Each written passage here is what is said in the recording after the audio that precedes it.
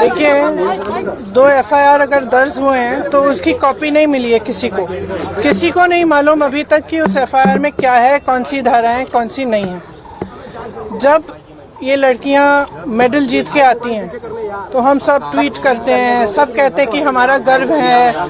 सारे जितने भी नेता हैं हम इंक्लूडेड इसमें, हम सब कहते हैं कि ये सबसे बड़ी बात है, देश के लिए अच्छा है, ये है, इन्होंने देश का गर्व सम्मान रखा है। और आज जब सड़क पे बैठी हुई हैं, जब कह रही है कि हमारी बात सुन लीजिए, हमारे साथ गलत हुआ है, तो कोई सुनने को तैयार नहीं।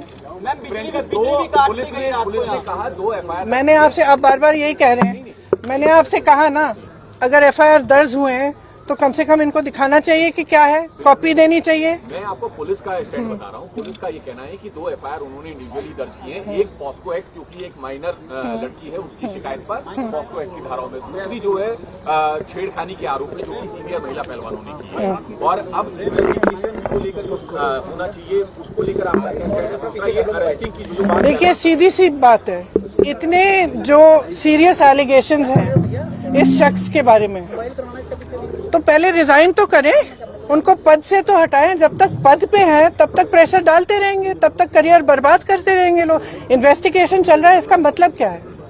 मतलब क्या है? अगर वो आदमी उसी पद पे है जहां सबसे ज्यादा पावर है सबके ऊपर, सारे प्लेयर्स के ऊपर, इनके करियर को बर्बाद करने के लिए, इनको तंग करने के लिए, प्रेशराइज करने के लिए, तो फिर आप कैसे कह सकते हैं कि एफआईआर इन्वेस्टिगेशन? क्या मतलब है इसका? पहले रिजाइन करें, उसको हटाएं पद से, उसका पावर तो लीजिए। जिस पावर, जिस सत्ता ने उसको इनेबल किया है कि वो ये सब करे, पर पहले वो तो हटाइए। पहलवानों का ये भी कहना है कि क्योंकि रूलिंग पार्टी के सिटिंग एमपी हैं और इस वजह से भी कार्रवाई में देरी हो रही है। आप क्या कहते हैं? देखिए, जो मैं सुन रही हूँ, जो मुझे बताया गया है, और मैं पूरी तरह से बिलीव करती हूँ, क्योंकि ये लड़कियां जो हैं इतनी मेहनत करती हैं, इतनी ट्रेनिंग के लिए, इतने शोषण इनको देखने पड़ते हैं, इतना करना पड़ता है एज इट इज, अपनी फैमिलीज के लिए, परिवार के लिए, देश के लिए, प्रदेश के लिए इतना कर रही हैं, तो कुछ कह रही हैं कि इनके साथ, और एक नहीं कह रही है, बहुत सारी ऐसी लड़कियां हैं जिनके साथ ये सब हुआ है।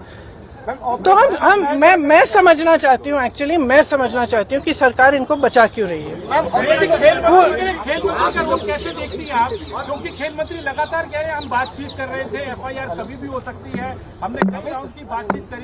खेल मंत्री और खेल मंत्रालय के रोल को कैसे देखती हैं आप? उन्हें पहले करना था क्या? और दूसरा, ये मंत्री के लिए क्या कहेंगे जो इन खिलाड़ियों से अपने घर पर तो मिलते हैं लेकिन एक हफ्ते से ये लोग धरने पर बैठे हैं? प्रधानमंत्री को लेकर के आपकी क्या उम्मीदें हैं और उस पर आप क्या कहेंगे? प्रधानमंत्री से मेरी कोई उम्मीद नहीं है। मैम सामने कैमरे की तरफ। क्योंकि अगर प्रधानमंत्री जी को इतनी भी परवाह होती तो कम से कम बात तो करते, बुला तो लेते। फिर से जब आपने मेडल लेके आए तो आपने बुलाया ना, घर चाय पिलाई, तो बुलाइए, बात करिए। बच्चियां हैं, बच्चियां, हम सबकी बच्चियां हैं। क्या लग रहा है? और मतलब क्या ये कह रही है ना कि हमारी इलेक्शन मूड है, 2024 का इलेक्शन है, कुछ चीजों पे उनका प्रभाव हो सकता है। तो अब भगवान जाने, मैं आपसे पूछ रही हूँ कि भाई इस आदमी को बचाने के लिए इतना सारा क्यों किया जा रहा है? जब इतनी सारी लड़कियां जिन्होंने देश के लिए इतना किया है, अपने परिवारों के लिए किया है, प्रदेश के लिए किया है, देश के लिए किया है, और इतना मतलब पर्सनल संघर्ष है इनका, आप देख सकते हैं, इन्होंने इतना किया है और आप उसको बचा रहे हैं। भाई इनको बचाओ ना। हमारे देश के बारे में ये क्या कहता है अगर हम अपने बच्चियों को नहीं बचा सकते? क्लैरिटी आई है, उन्होंने कहा है कि जब पहली दफा इन लोगों ने प्रोटेस्ट किया था तब एड हॉक कमेटी बनाई थी, ओवरसाइट कमेटी बनाई थी। देखिए, आप भी जानते हैं, हम भी जानते हैं कि कमेटियां क्या होती हैं। बात टालने का काम होता है कमेटियां। हम कमेटी बना रहे हैं, आप कमेटी के साथ बात कर लो आपका, और फिर बात खत्म। यही चाहती है ना सरकार। क्यों? चाहे आप उत्तर प्रदेश के एक गांव में देखिए, चाहे कहीं पे भी देखिए, जब महिला का शोषण होता है तो सरकार मौन हो जाती है, चुप हो जाती है। उस बेचारी महिला को हर जगह जाकर एफआईआर दर्ज नहीं होता, एफआईआर दर्ज होता है तो उसकी कॉपी नहीं मिलती। ये कोई नई कहानी नहीं है, लेकिन इन लड़कियों में इतना दम है, इतना आत्मविश्वास है और इतनी करेज है, ब्रेवरी है कि ये लोग खड़े हैं। और कह रहे हैं कि हम ये होने नहीं देंगे। तो पूरा देश, मैं आपको बता सकती हूँ कि प्रधानमंत्री जी पहचाने नहीं पहचाने, इनके मंत्री पहचाने नहीं पहचाने, इनकी सरकार पहचाने नहीं पहचाने, पूरा देश इनके साथ है, पूरा देश। और सिर्फ ये सरकार उस आदमी को बचाना चाहती है। सबसे पहले उस आदमी को उस पद से हटाइए, सबसे पहले। पुलिस ने कोर्ट में कहा कि इस मामले में कई लूपहोल हैं और राजनीति भी है। ये तो सब देखिए, जैसे ही महिला खड़ी होती है सारे लूपहोल निकल जाते हैं, तमाम ऐसी अफवाहें फैलाई जाती हैं, उस महिला को भी के बारे में भी उल्टी सीधी चीजें कही जाती है, हमेशा आपने देखा है। लेकिन देखिए ये संघर्ष करने वाली महिलाएं हैं, इन्होंने एज इट इज बहुत फेस किया हुआ है और ये फेस करेंगी, ये मुझे समझ में आया। दिल्ली में है, इसके अलावा यूपी में कई है। अब आपने तो बहुत पूछ लिया। ऑपरेशन शीशमहल में टाइम्स नाउ ने कहा कि अरविंद केजरीवाल ने अपने घर में 44 करोड़ उन्होंने खर्च किया सिर्फ इंडिया डिजाइन। देखिए आपको पॉलिटिसाइज करना है ये सब, नहीं तो मैं चली जाती हूँ, क्योंकि इसीलिए मैं,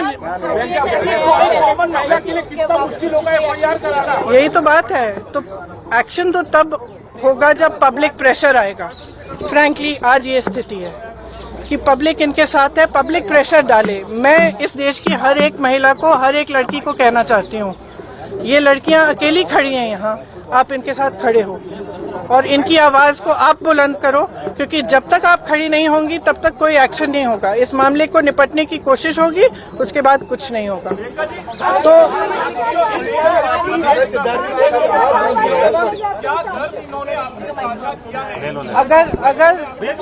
अगर मुझे पूरी दुनिया को कहना था, इन्होंने मुझसे कुछ बात की है इसलिए हम अलग बैठे थे, तो मैं यहाँ क्यों बताऊँ बात, वो इनकी निजी बातें हैं। लेकिन मैं इतना बताना चाहती हूँ कि मुझे इन पर बहुत गर्व है कि ये आज इस चीज को लेकर खड़े हुए हैं और इसमें कोई पॉलिटिकल बात नहीं है। इसका राजनीतिकरण बिल्कुल नहीं होना चाहिए और अगर होगा तो एक बहुत बड़ी शेम होगी।